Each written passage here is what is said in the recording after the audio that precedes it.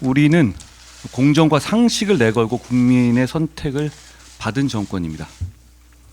우리가 위기를 극복하고 다시 국민의 신뢰와 사랑을 받기 위한 방법은 사실 단순합니다. 그 말 지키면 다시 국민의 신뢰와 사랑을 받을 수 있습니다. 그렇게 하겠습니다.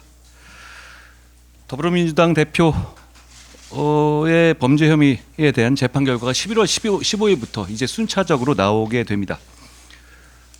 이제 많은 국민들께서, 그리고 더불어민주당을 그동안 지지해 오셨던 국민들께서도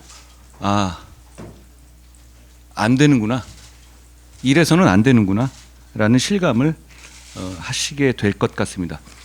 그렇게 되면 더불어민주당은 지금 준비한 시나리오대로 더 폭주하고 더 헌정 질서를 파괴하려 할 것이고 민심에 반하는 행동을 할 겁니다. 제가 드리고 싶은 말씀은 이겁니다. 바로 그럴 때 우리 국민의힘은 변화하고 쇄신하겠다는 의지, 그리고 그 믿음을 국민들께 드려야 한다는 겁니다.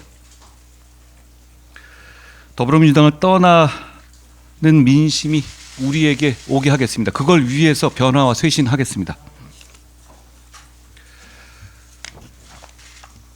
북한인권재단 이사 추천을 다시 한번 더불어민주당에 강력히 요청합니다. 이거 부탁이 아니고 법에 해야 한다고 나와 있습니다. 하십시오. 안 하는 이유가 뭡니까? 이게 그렇게 대단한 뭔가 이 새로운 걸 만드는 것이 아닙니다. 법에 해야 한다는 것입니다. 이걸 안 하겠다는 것은 지금의 북한 동포들에 대한 인권 수준에 대해서 더불어민주당이 만족하고 동의한다는 것을 뜻합니다. 더불어민주당이 생각하는 인권의 지향점이 북한 인권 수준 정도면 되는 겁니까? 대한민국도 그 정도 인권 수준의 나라면 되는 겁니까? 그렇지 않지 않습니까? 추천해 주십시오. 추천하지 않을 이유가 무엇인지를 아니면 설명해 주시든가요. 저는 그 설명을 들은 적이 없습니다. 문재인 정권 내내 특별감찰관을 추진하지 않았죠. 그리고 우리 국민의힘은 그런 이 표리부동을 대단히 비판해 왔고요. 국민들도 비판해 오셨습니다. 우리 정부가 출범한 지 반환점을 도는 시점에서 저희도 아직 이 특별감찰관 추천과 임명 절차를 실질적으로 진행하지 못하고 있는데요. 사실 이건 우리가 지난 대선 공약으로 약속했던 겁니다. 그리고 우리는 문재인 정권보다 훨씬 나은 정치 세력입니다. 그렇기 때문에 저희는 특별감찰관의 실질적인 추천과 임명 절차를 진행하겠다는 말씀을 드린 겁니다. 북한인권재단의 이사 추천의 특별감찰관 추천의 전제 조건이라는 지금까지의 입장은 특히 지금과 같은 상황에서는 국민들의 공감을 받기가 어렵습니다. 이런 것도 안 하면서 무슨 변화와 쇄신을 말하느냐, 이런 말씀을 하실 겁니다. 마치 우리는 특별감찰관이 하기 싫고 민주당은 북한인권재단 이사 추천하기 싫어서 서로 방치하는 것처럼 보일 겁니다. 우리는 민주당의 북한인권재단 이사 추천을 강력히 요구하고 관철시킬 겁니다. 그러나 특별감찰관 추천 절차를 그와 연계해서 미루지 않을 것이라는 말씀드립니다. 만약 그렇게 한다면 국민들께서 특별감찰관 하기 싫어서 대통령 주변 관리하는 것을 막기 위해서 정치기술 부리는 것이라고 오해하실 겁니다. 우리는 그런 정당이 아닙니다. 국민의힘 당대표로서 다시 말씀드립니다. 특별감찰관 추천 진행합시다. 참고로 당대표 임무 관련해서 제가 오해가 없도록 한 말씀 드립니다.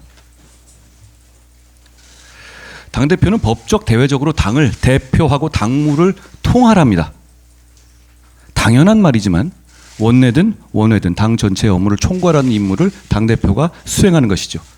그렇기 때문에 원내의 업무인 금투세 폐지나 국정원의 대공수사권 정상화 등에도 당대표가 앞장서는 것입니다. 당 전체를 총괄하는 사람을 뽑는 것이기 때문에 당대표를 뽑는 전국 규모 선거를 하는 것이기도 하죠.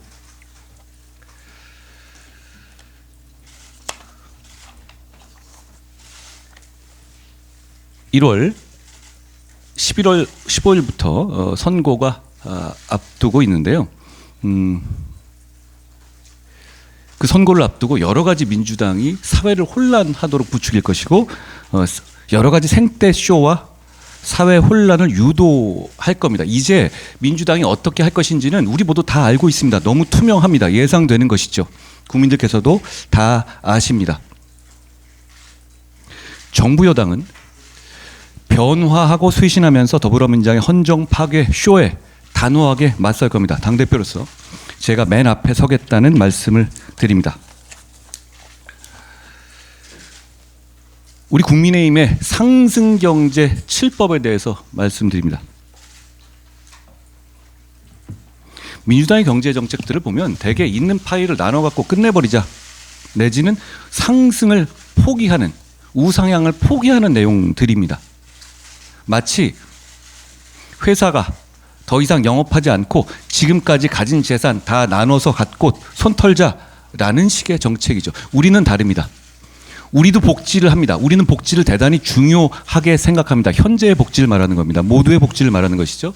그렇지만 우리는 그 복지를 하기 위해서 우리의 경제를 우상향 시키겠다는 목표를 가지고 있는 점이 더불어민주당과 다른 점입니다. 그 점을 저희는 설명드릴 겁니다. 그 점을 가지고 저희는 선택받겠습니다. 파이를 키우는 성장을 이루고 그 과정에서 발생하는 격차를 해소하기 위해서 정치가 역할을 해야 한다는 것이 우리 당의 입장입니다. AI 과학혁명 시대가 도래했고 반도체를 비롯한 첨단 산업의 중요도가 비약적으로 높아졌습니다. 이 기회를 저희가 잡겠습니다. 그걸 위해서 대한민국이 우상향하는 이 입법들을 골라서 적극적으로 추진하겠습니다. 먼저 대한민국 현재 먹거리이자 미래 산업 발전의 주춧돌이 될 반도체 산업 경쟁력을 강화하기 위해서 대통령 직속의 반도체 경쟁력 강화위원회 설치를 제안합니다. 그리고 반도체 기술의 초격차를 위해서 정부 차원의 전폭적인 지원을 추진하고 있습니다. 다음으로 인공지능 기술의 발전을 촉진하고 동시에 신기술을 효율적이고 안전하게 사용할 수 있는 규범을 제시하는 법안, 그리고 첨단 산업 발전에 필수적인 전력 인프라 구축을 용이하게 하기 위한 제도 개선 법안도 있습니다. 대한민국의 원전 산업의 생태계를 복원하고 K-원전 르네상스 시대를 다시 열겠다는 의지를 담은 법안도 준비되어 있습니다. 주식시장의 활성화를 위한 금투세 폐지, 현행 주식 양도세 과세 체계 유지 등에 관한 법안, 경제적 사회적 격차에 고통받고 있는 노동약자를 위한 법안, 개발 및 발전에서 상대적으로 소외된 지역을 위한 지역 균형 투자 촉진을 위한 법안, 이렇게 7개의 패키지가 국민의힘 상승경제 7법입니다.